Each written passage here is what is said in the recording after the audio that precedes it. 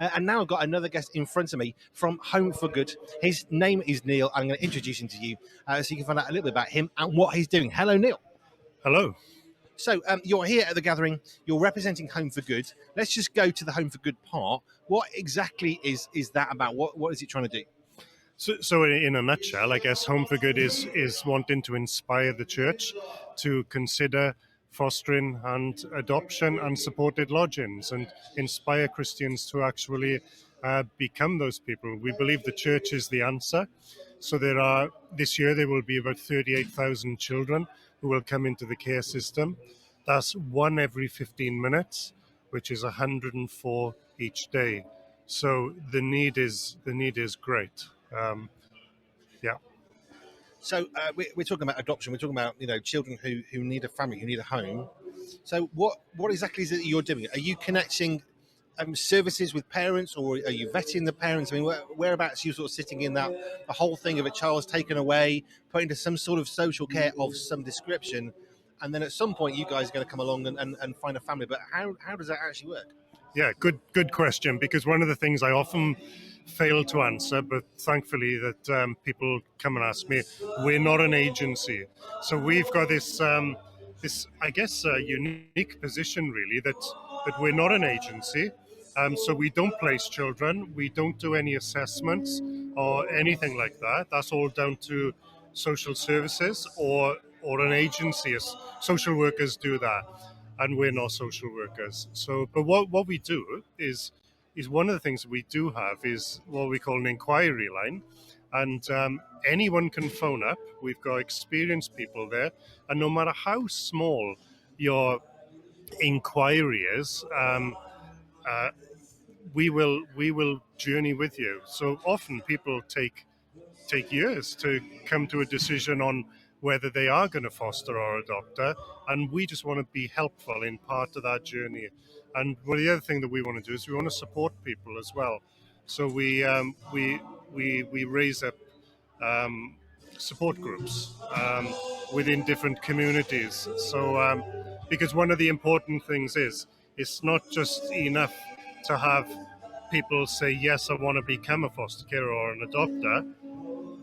They need support after, and so we looked at forming and helping support groups. And one of the other things that I would say is our unique place is the church. We want to go to the church because we believe the church is ideal for this.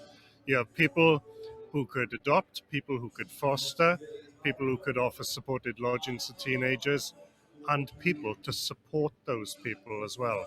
The church is the ideal place to go for us. So just dealing with some of the language, I think for some people, you mentioned fostering and you mentioned adoption. What would be the difference between those two? Because are they very different? Yes, they're different, and I guess in a sense similar. So either way, your children, sadly, for one reason or another, have not been allowed to continue living with their parents, and so they come into the care system. Now, initially, what you're going to need is people to look after them straight away. So that would be foster care, and foster care can take on a number of different guises. So you can have short-term foster care, which is anything up to 2 years.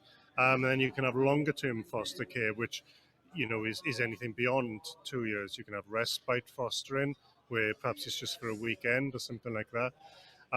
So that's fostering. So it's more of seeing as a temporary thing, but it's not always temporary, because long-term can be long-term. Then you get adoption, where certain children will be deemed that the best route for them is adoption, and so we will look for adopters then. We, not us Home for Good personally, but the plan will be adopters, and that will be that the child will become legally the parents, the adopter's child. So they would have all legal rights, parental control, and that. With fostering, the foster carer doesn't have parental rights.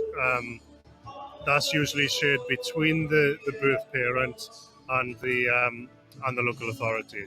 So that's in a nutshell. And can I say something about supported lodgings? So supported lodgings for teenagers is sometimes it's called fostering light, and it's basically where a teenager can't live at home and they go and live with supported lodgings hosts, and they're like a mentor in many ways. So they sort of like mentor the teenager. So you haven't got the same things like being at 8 o'clock or whatever like that. It's generally more looser and free in that sense. So really, the work of what you're doing is just encouraging people to consider this initially, Yep. and then to support them if they've actually gone through with that. To say, "Do you know what, I've gone past considering. Now I want to do this," but you don't take it great off you go. Actually, there's support. So what sort of support do people get when they've said, "Right, we're going to do this"? How are you going to help us get through this? Yeah. Well, the biggest way. So I mentioned our inquiry line. We have is to give it its more proper name, perhaps, is an inquiry and family support department. So if anyone has any issues, if they're already fostering or if they're looking at it, then we can support. Sometimes that will mean that we signpost people and we'll tell people what's available to them, because there are cases sometimes where people don't know what support is out there for them, and we can say, well, hey, try this, yeah, and so that's one of the ways. So our support guys, they're fabulous. One of the other ways is that we we have support groups around the country. Usually a foster carer or an adopter will think, yeah, we need a support group here for foster carers and adopters, and they will set one up, and they will then come to us, and we will then look at putting this as a Home for Good support group, where we can just advertise it in a sense, and we've also got many resources on the website, loads of resources, lots of stories, lots of helpful blogs and articles which will help people to navigate certain situations. So the support is quite varied, I guess, in that sense. If people want to find out more and they're thinking, do you know what, maybe adoption, maybe fostering, maybe this is something that I actually can do. There's a practical part that I can actually play here. How do they find out more about your organisation? I'm guessing there's a website. How do people find that? Yeah, so go to the website, which is homeforgood.org.uk. One of the things that we do is we have information evenings. They're all online. They last for about an hour to an hour and a half, and no question is off the table. And we will just be talking about what is fostering, what is adoption, and answering people's questions and that.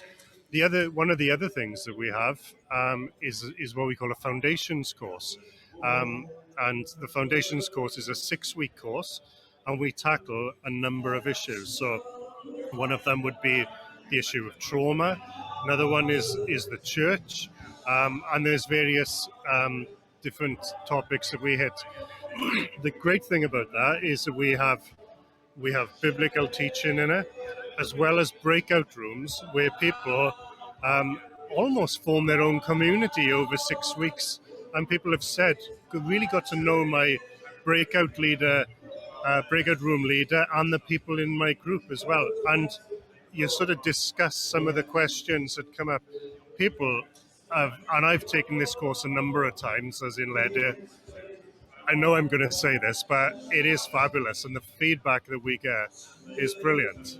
People find it really, really helpful that you've gone through a really well thought out process. And for some people, they'll say, not for now. For other people, they'll say, great, let's start the journey in earnest. They would be two of the main ways, and everything is on the website. So so for the information sessions and the foundations, all the details are on the website and events. So if you want to know more about Home for Good, go for homeforgood.org.uk. Neil, thank you for your time and sharing some of this.